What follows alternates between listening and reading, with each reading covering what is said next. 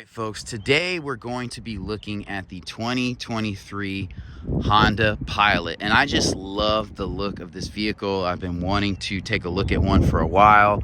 I had the opportunity a couple months ago and I just let it slip through my hands, so today we're going to be doing that. I'll start off by saying I love the front fascia. I love the design of the headlights. I love the big Honda badge in the front. Normally I'm not a big badge kind of guy unless it's a big pickup, but this looks good.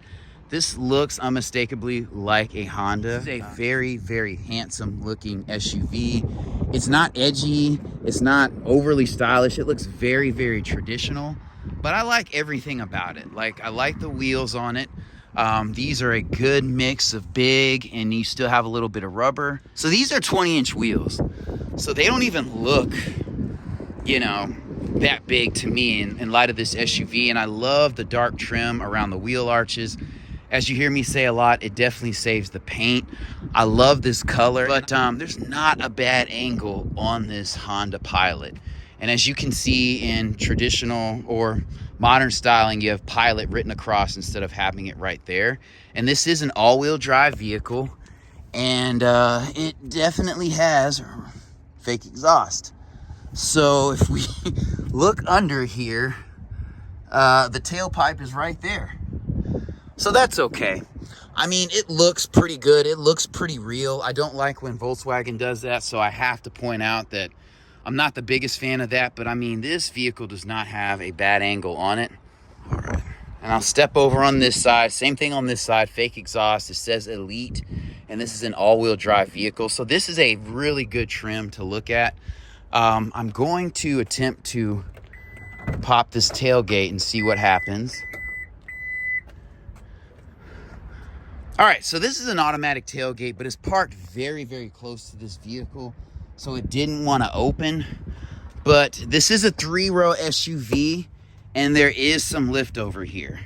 So I'll zoom out a little bit, but if you notice, you really can't tell from the camera's perspective, but it is kind of a high lift over. This vehicle does sit up. It does have 4-wheel drive, so, you know, the floor is not going to be super low because of that, but you have some good cargo space down here. And I mean, you can already see the greatness of Honda in this vehicle. Very, very practical.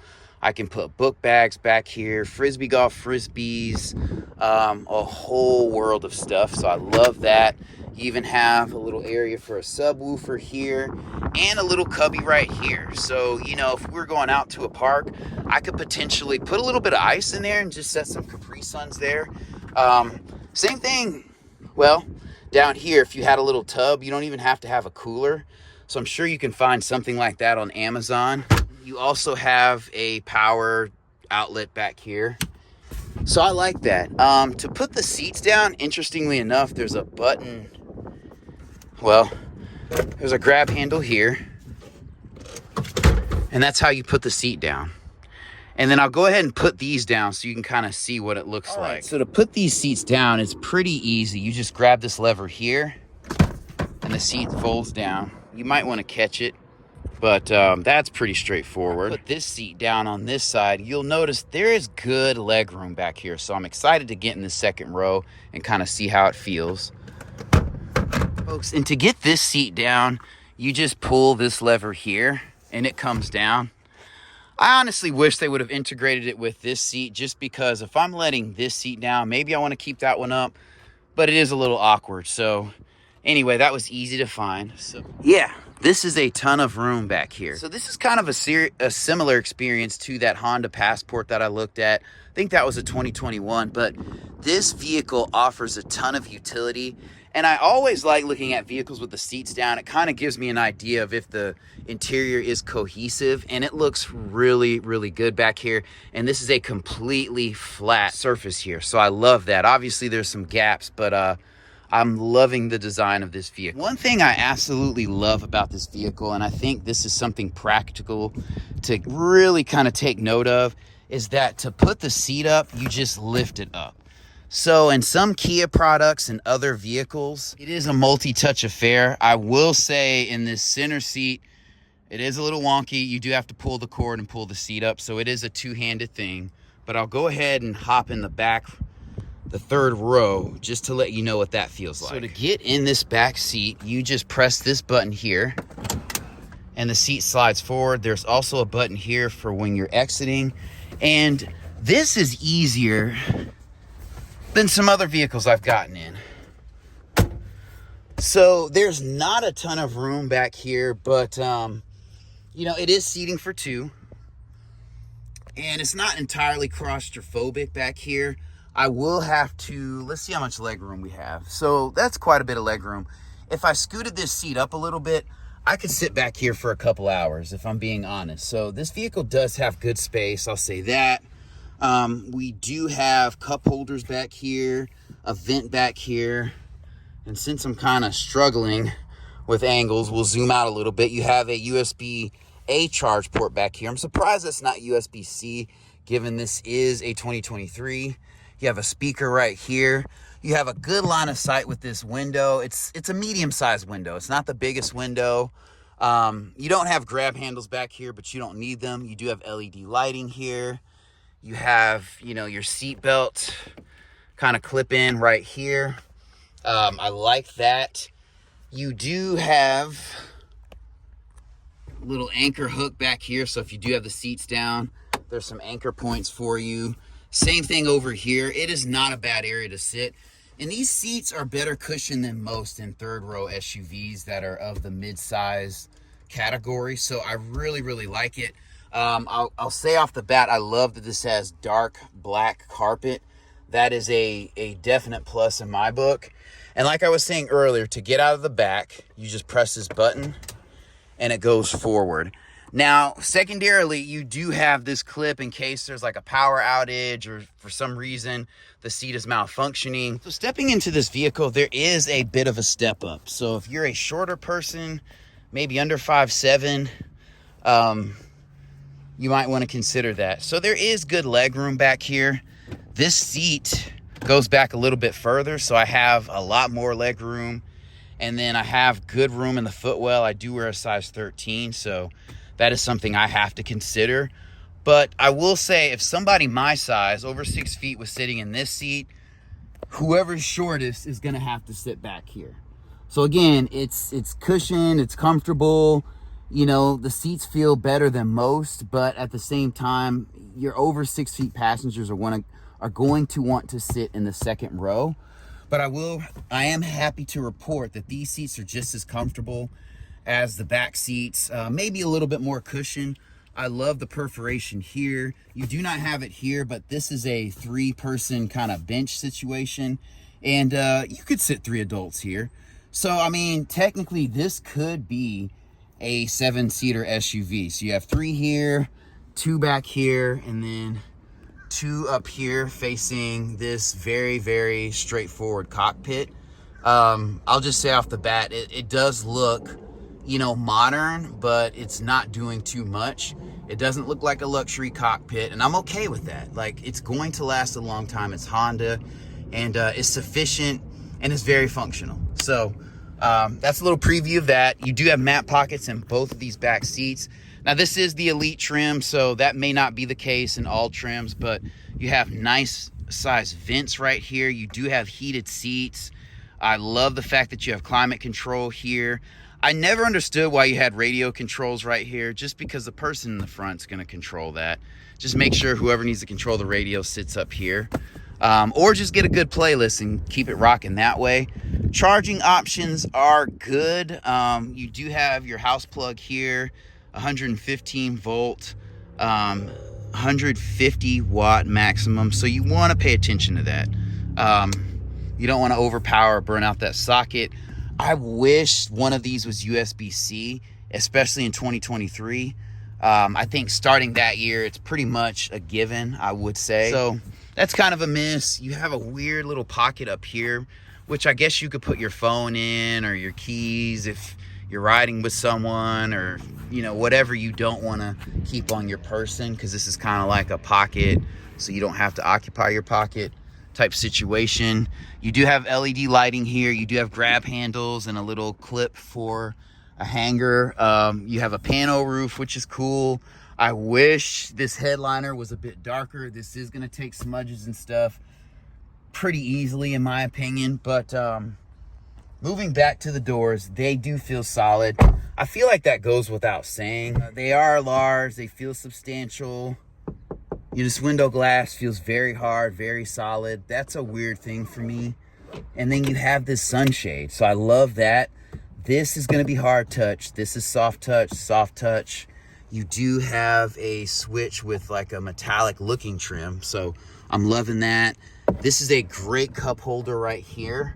I love that because it's the placement is extremely well thought out. And then you have a little cubby down here. This is all plastic, but again, this is an SUV, so this, this is soft touch, but it really doesn't have to be. But I think if this was hard touch, it would kind of be crossing a line.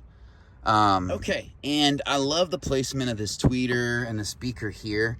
But again, like I was saying, like this being hard touch would kind of cross the line of being economy in my opinion, even though it's a small thing. I like this inlay. This is plastic, but I think, it looks good. The door, you might say, is a little Teutonic, but I think it looks modern. I think it looks chic. It's going to be timeless, as does this interior. I really see no issues with this. So we'll go ahead and hop into that front seat. So stepping into the front driver's seat, I mean, it's a pretty great Honda affair. This is soft touch here. This is soft touch, soft touch. These switches are 2-stage, so you can do automatic and just blip them down. If you just want to let the window down a little bit. You do have automatic or electronic mirrors, which goes without saying. You have memory seats. You have a power seat here. This floor mat says Pilot. Hopping in here, I love this glossy trim around the Honda Pilot vent here. That is super dope. The steering wheel is heated. It feels very substantial, very comfortable. Love the Honda badge here. Solid horn, love that. Zoom out a little bit. We do have radar cruise control. We do have lane keep assist, and all digital display here. It's not like the biggest display, but it's dope. You can see the entire display through the steering wheel. That is an issue in some Audis and some Volkswagens and other vehicles. So that's monumental to me because this is my center of attention. So anyway, you do have paddles in this vehicle. So the paddle is right here, and I kind of feel like it's unnecessary. As you can see here, you have 360 cameras. That means there's cameras under the side view mirrors. I love that. Coming back around, actually, your start-stop button is here. I like that it's blacked out. It looks very crisp, very classy. I like that it's glossy. I'm loving this interior. I feel like this screen is an adequate size. Any smaller, and it would look, a little too small, but I can live with this. You do have heated and ventilated seats here. These controls are very, very straightforward. You do have wireless charging here. Here, finally, you have USB-C, and you have all your usual criminals here. I love this drive mode selector here. I guess this is the, transmission selection array. I like that they use piano black, but not everywhere. It contrasts well with the matte plastic here. Cup holders are in a good place. Electronic parking brake, auto stop start, hill descent. And this is comfortable. It's not super padded, but when you open this, you do have good space down here. I like that. These vents are a little squishy, but I'm sure they force out a good amount of air. I love this cubby area here, and it is grippy down here. So to me, I always think of when I'm riding with my girl, I don't want her keys to be here in the console for somebody to break the window to try to take them. People should know better, but anyway, you can put keys in here. They're a little bit more concealed, and yeah, this is very, very nice. One thing I do not like about this is that, I would like some more buttonry here. I don't like everything being in this area. So that's kind of a miss for me. I would like some additional buttons. Like you can delete this, omit this, and give me some additional buttons here. But, I'll live. Overall, this is a very, very good looking vehicle.